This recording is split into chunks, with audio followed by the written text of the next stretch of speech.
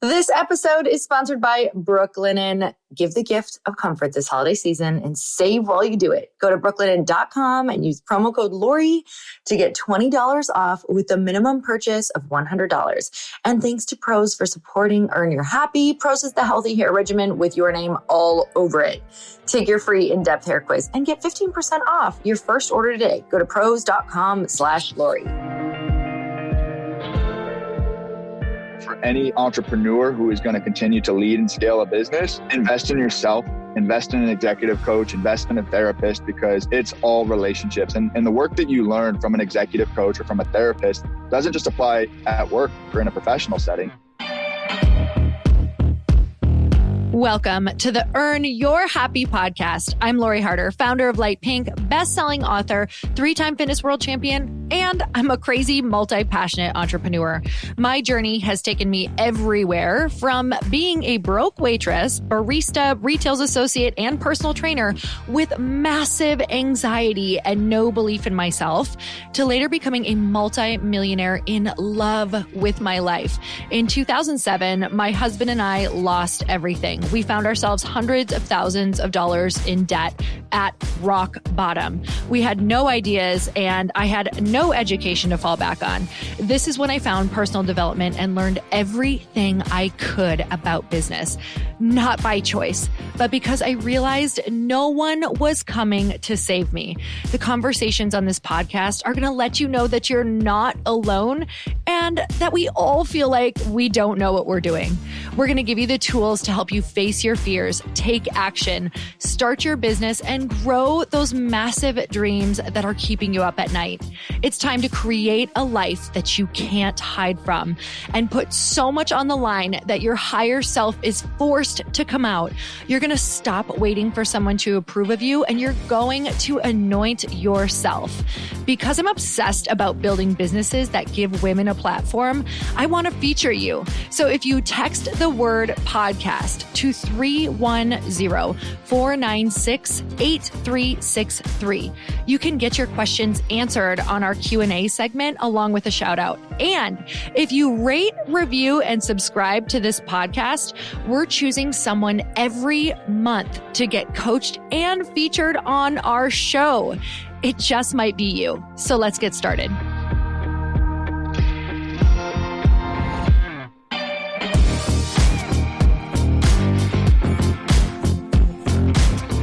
Welcome back to the show. Today, my guest is Jimmy DeCicco. He is the oldest brother and chief executive officer at Keto Life, Inc., the makers of Super Coffee. I myself have consumed mass quantities of Super Coffee, and I'm not mad about it. He is a former collegiate athlete who left a job on Wall Street 6 years ago to start a company with his brothers, beginning out of the youngest brother's dorm room. Since then, he's raised hundreds of millions of dollars from celebrity investors, including Jennifer Lopez, we all love her, Alex Rodriguez, Patrick Schwarzenegger, Aaron Rodgers, and so many other people, helping it reach a $400 million valuation, which, if you guys know, I am starting Light Pink. This was such a fun conversation for me because it is in the beverage space. And even if you are not interested in the beverage space, this is business. So it can be applied to your life as well. So let's get started.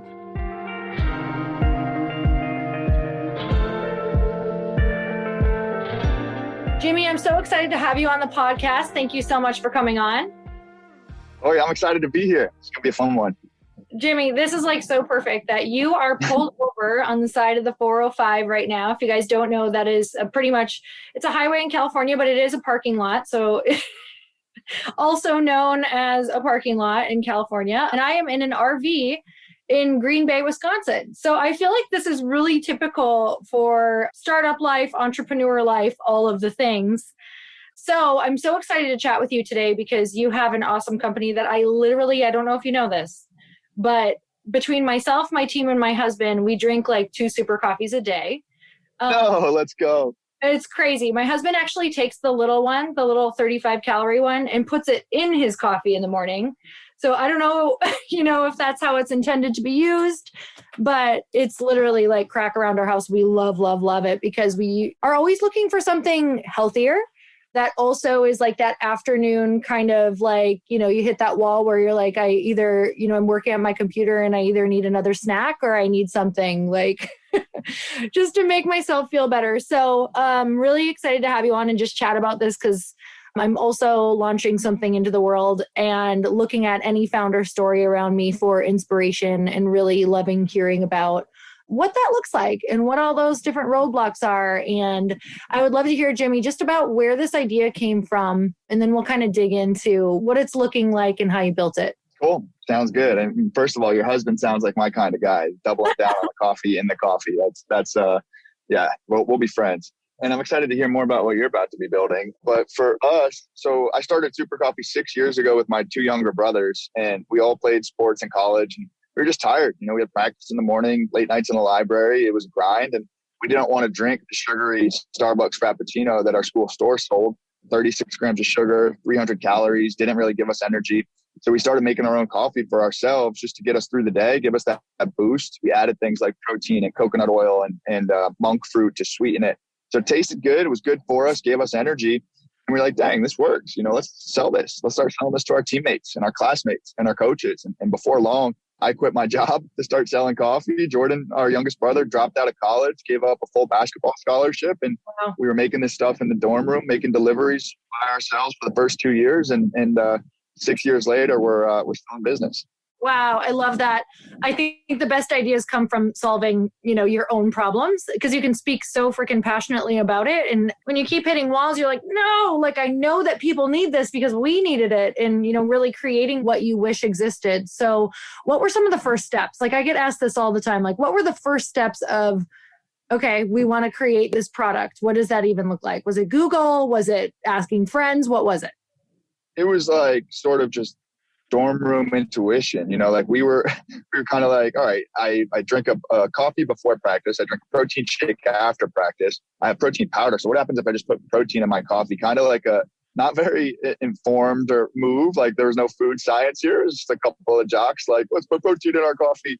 And then we started studying things like the ketogenic diet and energy from healthy fats. So we got very, very in tune with things like MCT oil from coconuts. We tried a ton of sweeteners. We didn't want sugar and we didn't want artificial sweeteners. So we were playing with things like agave nectar, which was still sugar, maple syrup, still sugar. Stevia is sugar-free and plant-based. That had a weird aftertaste for us. Ultimately, we settled on monk fruit. And once we had it down, we sort of made the recipe so it could scale. We initially started out with 20 grams of protein, but it was too thick and more of a protein shake than an energy product. So we dialed that back to 10 grams of protein per bottle. And now today, like we work with food scientists at our factories and our flavor houses. So like, I think the thing that a lot of people got to realize too is it's iterative. We are always improving. We change our formula 6 times a year. Like it's just getting better every time we make it. So today we have more resources to continue to improve. So getting this out into the world, were you just sitting around and you're like, okay, we have this idea. Now who do we talk to? What was that? Yeah. So I think a lot of planning and a lot of dreaming, like a lot of people get paralyzed by the business plan, right? They're like, how am I going to go to market? What do these 20 slides need to look like? And for us, our industry is simple enough. It's not easy. It's simple though. And it's like, all right, we have a product that people can taste, they can feel it, they can buy it. And in order to have a business, we have to sell a lot of these things. We only make 50 cents on every bottle of coffee we sell after you cover the cost of goods. To grow a business, we have to sell a lot of these things. So we went straight to Whole Foods in Washington, D.C., where my middle brother, Jake, was finishing up at Georgetown. And we said, hey, Whole Foods, we're Super Coffee. And we brewed up a little bottle in the dorm room. And we're like, you guys don't carry anything like this. You should give us a shot. So that store manager got us into one store. And like I said, all we knew is we had to sell a lot of it. And all we had was one store. So the 3 of us stayed at that store every day from opening till closing, pouring samples, educating customers. We broke that store's weekly sales record in the first 4 hours. And then that became the playbook. We took that sales data from one store to the Whole Foods down the street. And we said, hey, we're breaking records up the street. You guys should give us a shot. And that's really all we knew. It was like make product, pour samples, stock shelves, sell product, like keep scaling that. What do you think this would have been like doing this alone? Do you think the power of having those, people to bounce things off of, or when things got hard? I don't know if you guys ran into any formulation problems, or you felt like, oh my God, is this ever going to come out or taste the way that we want it to? Like, what was the power of having your people around you, your brothers around you, to kind of throw you back in the game? This venture would be impossible without one of us, let alone by yourself. There's three of us working on this. And I think the three of us complement each other so well as it relates to the business. Jordan's personality, he's the operations and creative guy. He comes up with the formulas. He's the innovator. He's the visionary. Jake is a big, bubbly personality, life of the party, carefree. He is the chief revenue officer. He's our head of sales. He's out there selling things to everybody and anybody. And then I'm our investor relations and marketing, and Jake couldn't do what I do. I couldn't do what Jake does. Jordan couldn't do what we do. So it is truly a perfect balance. And there's so many trials, like you said, that if there's many days that one of us is down about something, whether sales are down or an investor said no, or the product didn't come out right, the other two pick them up no matter what. So I think this would be impossible without us. Yeah, I love that. I think, I started what I'm doing alone, but I know the power of I have so many great people around me is the thing. So I wasn't necessarily alone at all. I just, not other founders, but definitely people who I surround myself with. For those days, you need people to kick you back in the game for sure.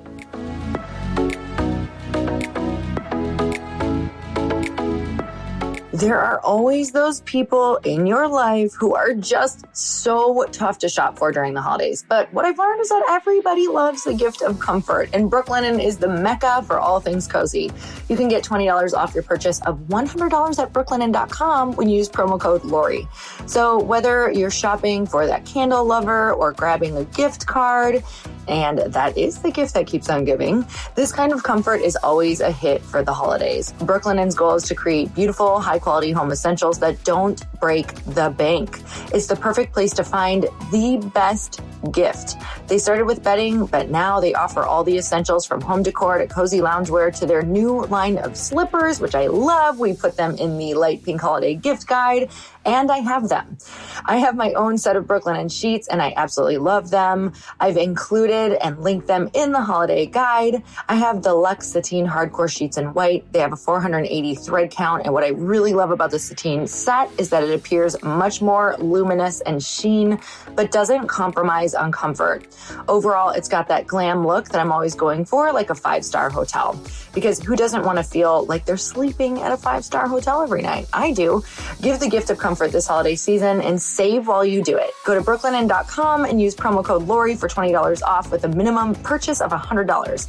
That's BROOKLINEN.com and enter promo code Lori for $20 off with a minimum purchase of $100 at brooklinen.com and use promo code Lori. Okay, so you have investors and you guys had to go out and raise money. Was this the first time you raised money? What was that experience like? What do you think was the most important thing that people should know if they're raising money? Like, what do they need to do? Do they need to know the story? Like, what was the key thing that you think got money through the door? In the early days, the strategy or the key things were very different than what they are today. And back then, we didn't have sales data. We didn't have fancy products or a bunch of distribution or anything like that. We just had three guys who believed in a vision for a better energy source. And what we did, and obviously we had a good work ethic and a lot of enthusiasm. So the people that we pitched to invest in us, they were strangers that we met at Whole Foods. They would see Jake in his Georgetown hat. And one guy was like, "Oh, I'm a Georgetown alum. I'm a lawyer there. Like, how can I help? I love your guys' story." Like, well, we're raising money. And then the next day he got us in front of some of his legal clients and those ended up becoming our first investors. And I think in those early days, like, they're betting on you, so it's all relationship driven, and it's a numbers game in the sense that, like, we had a lot of conversations with a lot of people before we finally found the group that was willing to write a check. And now today, the reason I say the fundraising story changes, in the early days, like, you have to get people to believe what you believe. Today, it's, are we doing what we said we are going to do? Are we taking market share? Is this actually unique? Does the world need us? And that's when, like, you have a strong data story. You use the sales velocities and things like that. So today we raise money based on the data. Oh, I love that. Especially for people just in the beginning, it's all just a concept. And I think you said a key word that I think is, I just finished a raise, and it was like the enthusiasm and getting people on board into a vision. So what was the vision when you were pitching? Like, when you guys were really enthusiastic, what was it that you felt that you were selling?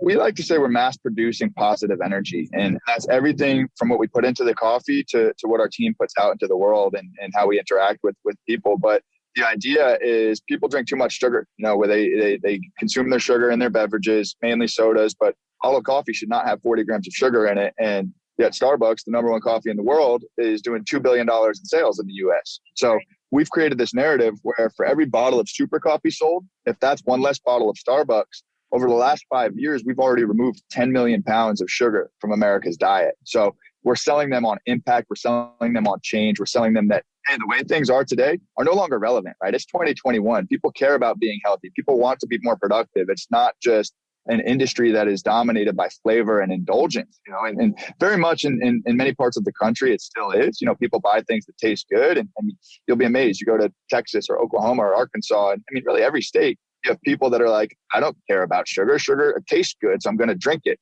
So it's still an uphill battle on instilling that education piece. But the thing about super coffee is like we can sidestep the heavy lift on education because our product tastes good. So we're not asking people to compromise that much. I'm so curious if your customer base is the initial customer that you thought. Like sometimes we set out and we create these like customer avatars, and then the product gets out into the world and you're like, I didn't expect this group of people to love this. Did you have anything that was a surprise like that?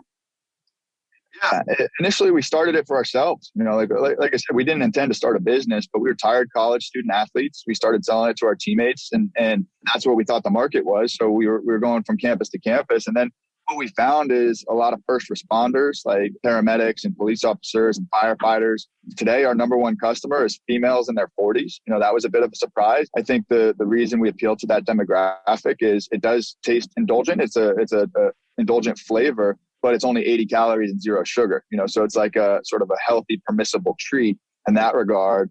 I think the tricky thing about coffee is it's ubiquitous, right? It appeals to all different demographics. So for us, it's like, how can we stay focused? And because if you try to be everything for everybody, you really dilute the message. What's been one of your biggest learning lessons from this so far? And of course, I know you're learning every single day with all of the things that you're doing, but what are some of your biggest lessons? Tell me a challenging one, and then tell me one that you're just like, wow, this is so profound that applies to so many parts of life.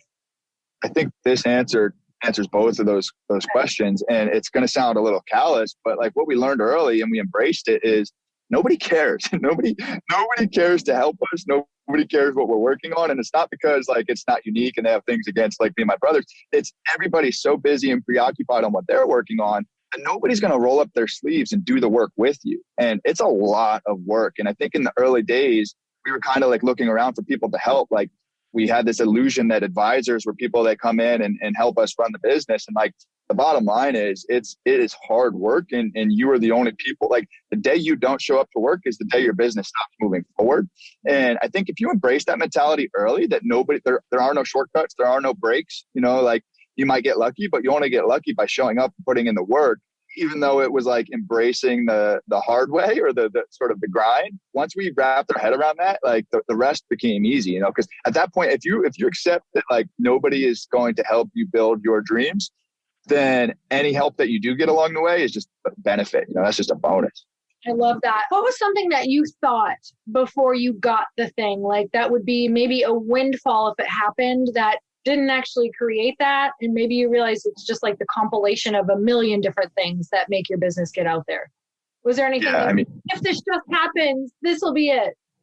So many things, but I think the most relevant, last year we signed a deal with Jennifer Lopez and Alex Rodriguez. They invested a big chunk into Super Coffee, and JLo posted on our Instagram 150 million followers, and we're like, this is it, this is our coming out party. Nothing happened. I think we got like 5 new followers, no sales lift, no hype, no record breaking numbers. And I think it's just the reality that this is hard. And like, no doubt does it help, but to your point, it's just one of a million things that contribute to the success. There's no silver bullet. I love that because it's funny because I'm coming out with a rosé, a wine-based seltzer right now. And I feel you. Like, it's just all of those things that you're like, oh, if this person does it or gets involved or, we have these great investors. It's like, and now what? And now what? And right. it does move that. I'm sure that you got, interest from maybe stores or interest from other investors. So it does help. But it's like all of the things that come together. And it's just like this, you'll never be able to trace it back, right? To like one thing. When people ask that, I'm like, no, it's like a million different things. So what are some things looking forward that you are excited about with getting Super Coffee out there? Like, what are some things that you have in the pipeline for this year for ideas for marketing, for getting it out into the world?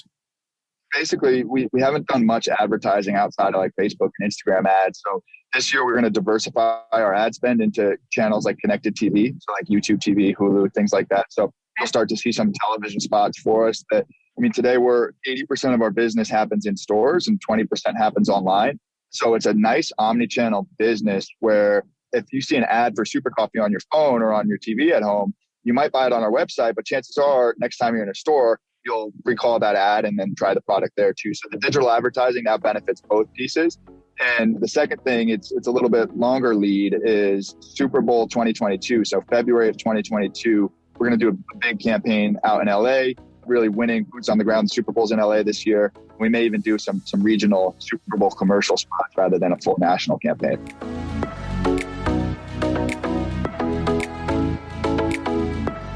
As time goes on, we are seeing more and more in-person events pop up, which is so exciting, but it's also a little nerve-wracking because we might not have been keeping up with our personal maintenance as well as we used to. I can tell you all about this. For me, my hair care was always a pain point simply because I color my hair blonde all the time. Thanks to my personal hair care routine by Prose, my hair has become the healthiest it's ever been. I've teamed up with Prose and they're offering 15% off your first order at prose.com/Lori. Prose makes custom hair care that's effective because it's actually personal. Using natural ingredients with proven results, Prose customizes every product in your routine.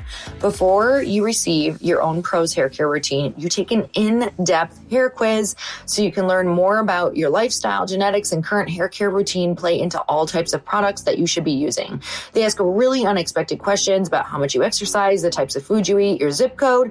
It's crazy how much these things tell you about your hair, and it doesn't take that long to take the quiz. Shampoo and conditioner to me are the most important hair products that we use, and I just love how quality the shampoo and conditioners are, and my hair feels super hydrated and rejuvenated after I get out of the shower. It's the healthy hair regimen with your name all over it. Take your free in-depth hair consultation and get 15% off your first order today. Go to prose.com/Lori. That's prose.com/Lori for your free in-depth hair consultation and 15% off. Okay, what has been your favorite part of building this? Like when you just feel like you are in your zone of genius and in flow, what does that look like to you? What does your day look like? What are you doing? You nailed it at the beginning. You said when you solve a problem for yourself, that's key because you can speak so passionately about it. And I think when we first started Super Coffee, I was 22 years old. I was super insecure. I'd look up at people who were authorities in their category and be like, dang, how is this person so well versed in this? Like, I don't have the discipline to study and learn what they know about this. Like they're light years ahead of me.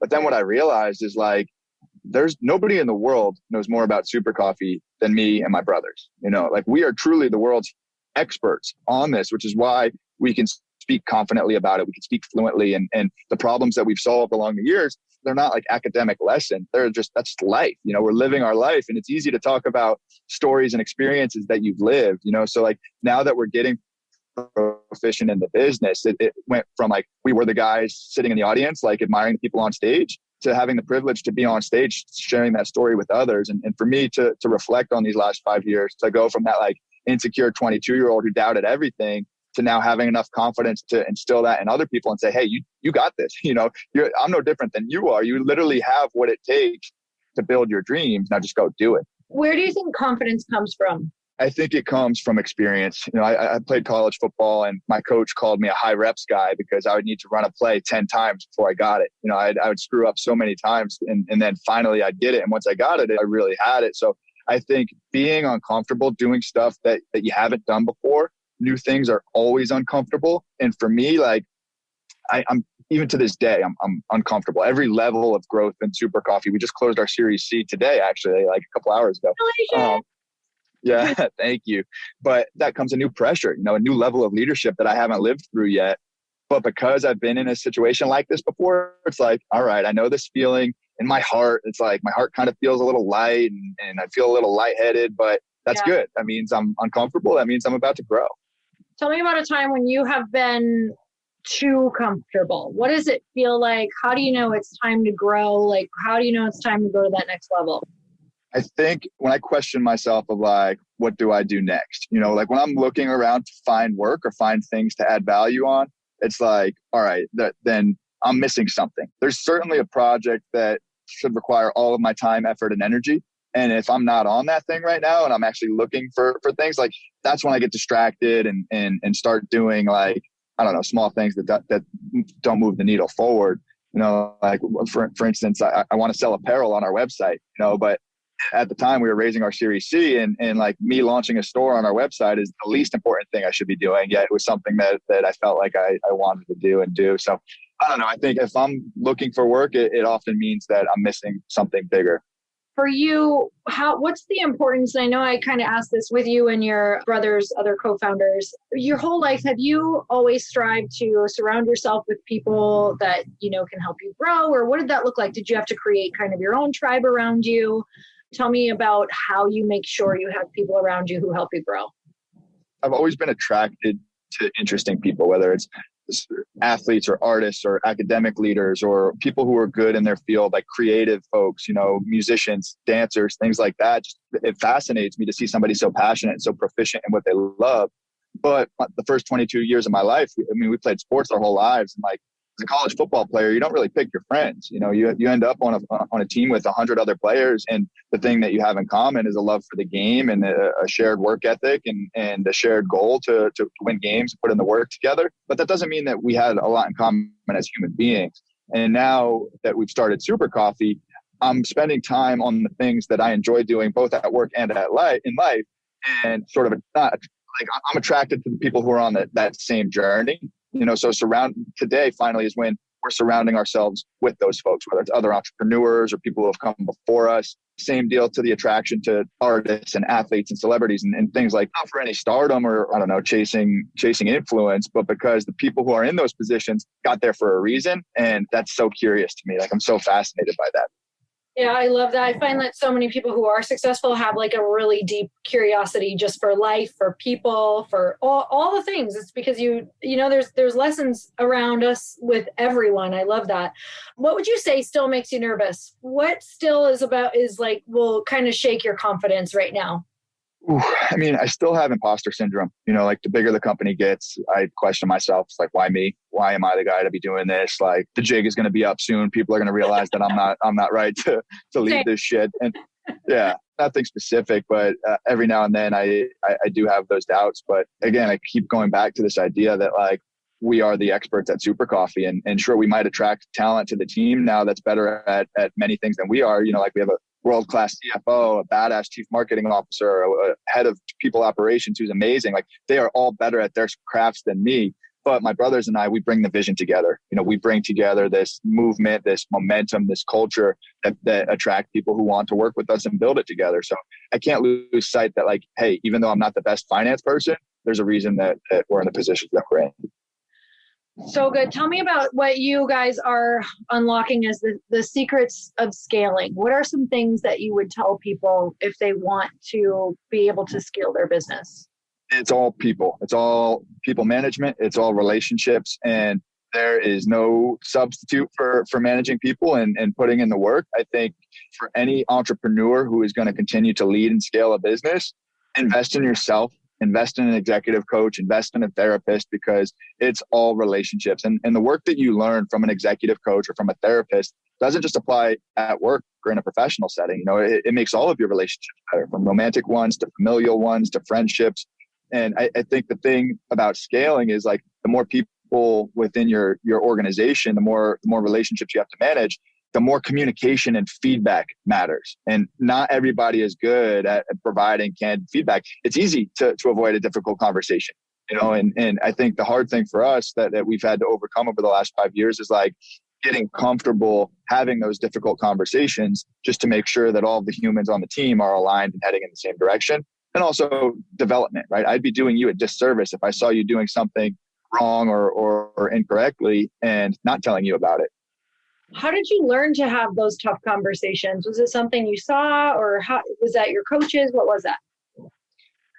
Yeah, I think for us, it started out as honesty and transparency. There's a book we read a few years ago called Principles by Ray Dalio. And he introduced us to this idea of, like, radical transparency and doing it with compassion and tact, giving people that difficult feedback rather than saying, like, hey, you're doing a great job, keep doing what you're doing. Like, vague feedback is not helpful for anybody.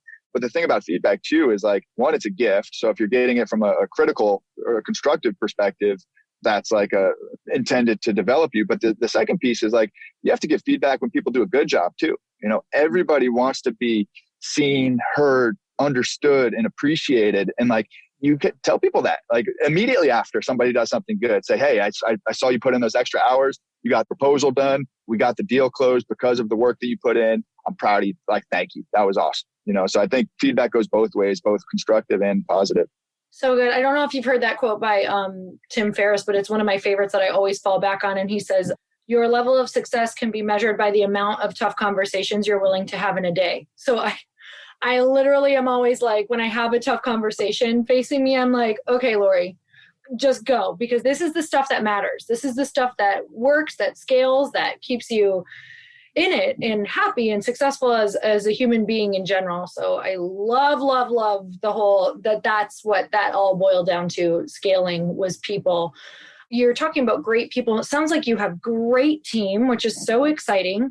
Before you were ready, did you hire people that maybe you felt like you couldn't afford? Like, tell me about that. How do you hire people? And similar to how the recipe has gotten better every year, the people that you can attract as an early stage startup, like really pre-revenue and in the early days, that level of talent is going to be very different than the level of talent that you can attract when you're doing, say, $100 million in sales or just a larger business. So, like, we had a CFO that took us from $1 million to $5 million in sales. And at that point, he was no longer the right person to take us from 5 million to 50 million. And then from 50 million to where we are today, like, that guy was no longer the right person, which is how we ended up. I mean, today we're on our third CFO, and for no other reason than it's a very unique individual to grow something from 1 million to 100 million, right? Or more. So I think there's levels to this, and hiring, it's tricky, right? Because, like, some people do have the ability to grow and evolve with an organization, but a lot of times the business grows faster than some people do. And you have to be able to recognize that. And when it's time to part ways with people who were instrumental in the early days, but aren't going to get you to where you're headed. Okay. So that's where the tough stuff comes in. And that's where scaling is really going to happen quickly for people, is in those tough conversations. So, I mean, do they have the people that you've had to move forward with, if you've gone through 3, you said CFOs or CEOs? CFOs. Okay. Yep. If you've gone through 3 already, like, what were the realization points? Did you have a coach who was kind of telling you guys, or did you feel it? Or what did that look like when it showed up, like, whoa, I think we need someone else? And what was that conversation like when you had to move into it with someone else? Yeah. So you sort of feel it. And when I begin to feel this with any position in the company, it's the person on the other side doesn't know what they don't know. And you touched on it earlier, the value of curiosity. The moment somebody feels like they have all the answers, or they're no longer learning, or they feel like they don't need to ask questions anymore, is the moment that they are no longer the right person for the job, right? Because the business is constantly evolving. The world within which we operate is constantly evolving. So you have to be curious and you have to question these things. And for me, it's tough because, like, it's hard to give feedback to somebody on what they don't know. It's like, hey, you're doing great at all the things you're comfortable with, But to get from 50 million to 500 million, these are the skill sets that we need from you. And you just haven't lived through that yet. So I think being honest with them is good. Being as objective as possible is good. It's really tough. Like, nobody is ever going to agree with you that they're not the right person for the job. I mean, maybe in some cases, like if it truly is a bad fit for both of you, but it's hard to convince somebody that, like, hey, we're on a rocket ship. This brand is growing. And unfortunately, I don't think you have what it takes to get us to the next level. And that person can be like, screw you. Like, yes, I do. Just give me the chance, and like that's happened a lot of times with us. So that's the hard part about being the leader, is having the conviction in making that those decisions are the right decisions. Oh my God. So that's super tough. Like, you guys do paper, scissors, rock over who has to do that conversation or what? Like, no. The three of us really would be like, oh, can you take this one today? Yeah. Heavy lies the crown, my friend. If you're going to have the title of CEO, you got to be the one and willing to do the tough conversations. And I think one thing, just a general HR advice for everybody listening, is always have a witness in the room, whether that's a partner or a direct manager or somebody from HR. If you don't feel comfortable bringing in a teammate, bring in an advisor, third-party consultant, somebody like that, just to be there for the conversation. Because like I said, you don't want a termination conversation to be a negotiation, right? The decision is final, and you don't want to give that person the microphone to try and convince you why they're wrong, why you're wrong. Yes, that is challenging and so true. And I'm so glad you added that, just because it does get really emotional, right? You get into that moment and you're like, you start to question yourself, even though you were so clear. Well, at least that's the position that I've been in before, where you're so clear, and then you can get in those rooms and feel very clouded in that moment. So, yeah. Yeah. And I mean, it's where compassion comes in, right? We're human. It's like, dang, this person's got a family to feed. I hear what he's saying about bills to pay, or his wife's trying to build a house or whatever it is. It's like, shit, maybe we just give him another shot. Like, maybe this is the wake up call that he needed, and he can step up and be the person that we need him to be. The reality is that's not true. Like, the reason you got to that conversation in the first place is this person is not the right person for the job, and they haven't been getting it done for a while. The other thing that makes termination a little bit easier, and I sound like an asshole, like that I terminate a bunch of people. It's not the case. But the thing that makes terminations easier is data that leads up to it. A consistent trail of feedback of like, hey, here's where I need you to be. You haven't been getting there these last few months, as documented by these performance reviews. Like, nobody should ever be surprised when and if they're terminated. Yeah, that's so good. It takes some of the emotion out of it. Having, especially once you have all of that data, that's super helpful to go in armed with and being prepared for the conversation and with somebody else. So I love that. What do you think are the most important traits of a leader? I think curiosity first and foremost. You don't know everything, and you never will. I think once you accept that, then you can grow and evolve and ask the right questions. I think asking better questions and being a better listener are two essential qualities.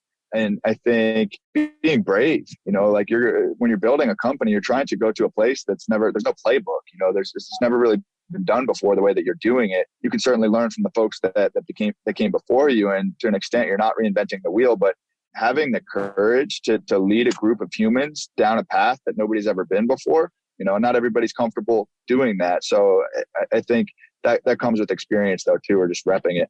What were some traits, maybe 2 to 3, either traits or beliefs? Let's go with beliefs. What were 2 to 3 beliefs that you had to unlearn and let go of, that you were instilled in you growing up, from whether that's your family, your teachers, or the outside world, in order to become the person that you are now?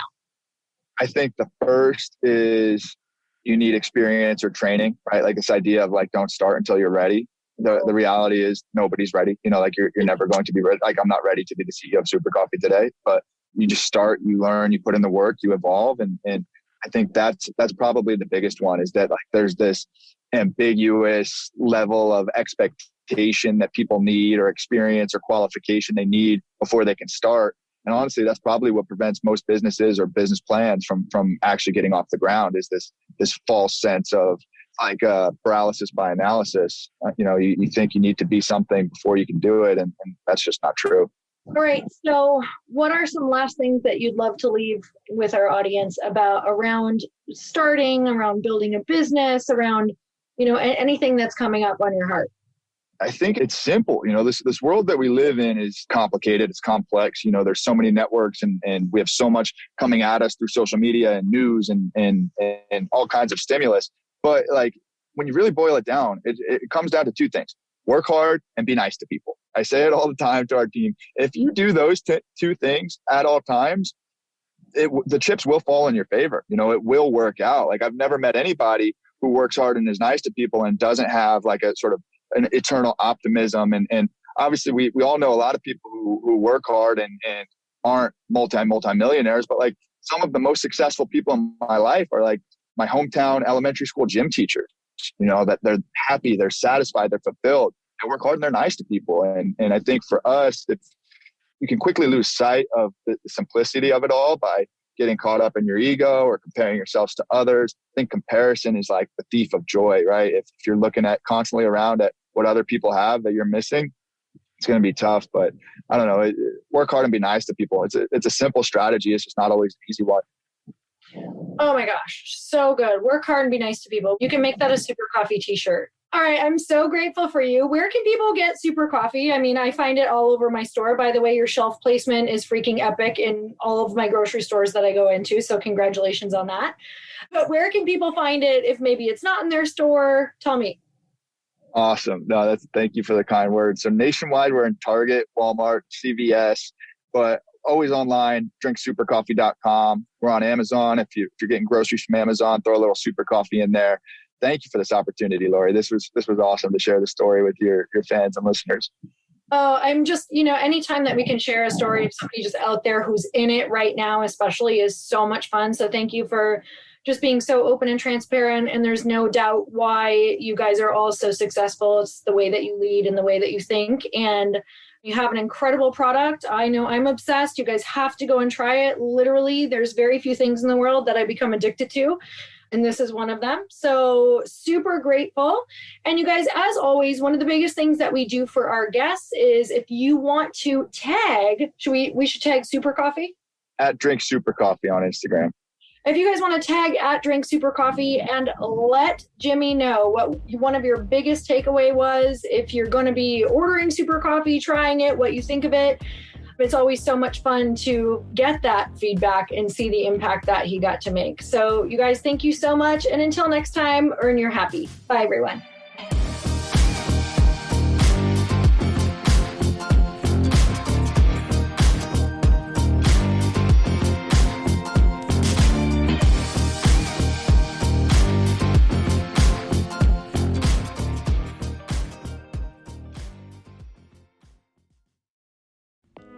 Hey y'all, I'm so excited to share with you, Earn Your Happy is now part of Growth Day Podcast Network. A bunch of us are coming together to bring more growth to the world and support shows and brands that we truly believe in.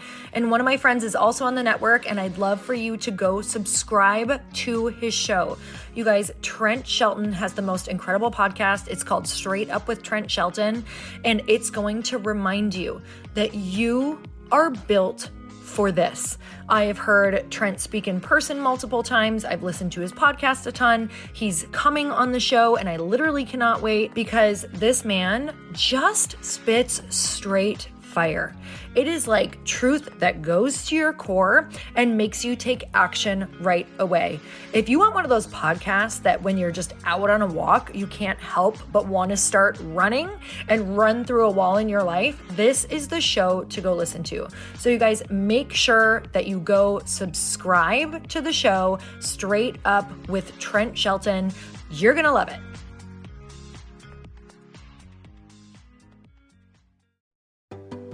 Hey, do you know what the big secret is this year? And it shouldn't be a secret because this should be your biggest focus. It is building your community. I am always working on building and nurturing my community, and everyone is talking about the power of community. Without an online community, you just cannot grow organically or create a real movement, which is what I know that we're all after. And you can build trust or monetize your audience. When you get community right, not only does your audience grow faster, but so do your sales. But where's everybody going to be managing their communities these days? And a lot of online entrepreneurs and thought leaders are turning to Circle.so. Circle is an all-in-one community platform. It lets you host content and create discussions, live streams, group chats, and memberships all under your own brand. And what's so cool about Circle.so is that you don't even need a website or Facebook group. Instead, Circle lets you build your own community site where you can host content and manage your members. You can even create locked and unlocked content spaces, groups, and classes. How freaking cool is that? You can put your content behind a paywall too, and you can charge different amounts of money for different spaces on your community site. Circle.so is famously easy to use, and it has a free 14-day trial for you, so you can go check it out, see if you like it, see if you love all the options. Just go to Circle.so. Go check it out right now, you guys. Imagine being able to manage your community, start group chats and live classes, and accept payments all in one place. Kind of mind-blowing, since this is usually spread all over the place. You have to log into so many different things. If this is the year to capture, organize, and monetize your community, head over to Circle.so. You can get a free trial and start building your online community right now. Just go to Circle.so. You guys, you get the 14-day free trial. So just go and see if it's for you. It's going to streamline everything and make your life so much easier. It's so freaking cool.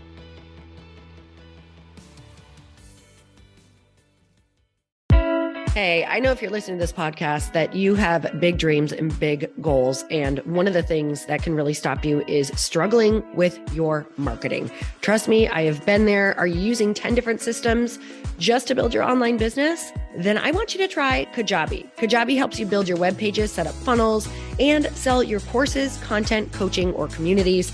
You've been hearing me talk a lot about funnels on this podcast and the importance of your email list.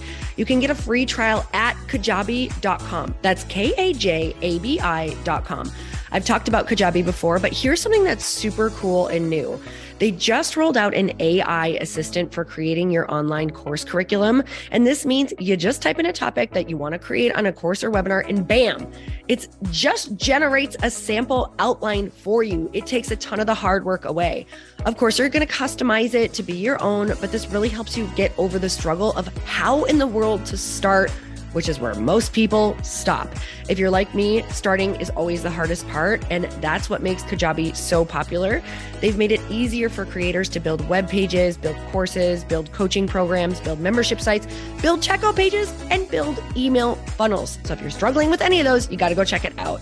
Go to Kajabi.com. Kajabi was really the first all-in-one system and is trusted by over 100,000 creators. I think that's good enough for me. Also has influencers and marketers who use this. And now their smart AI platform makes it easy to take what you know and turn it into an online course and business.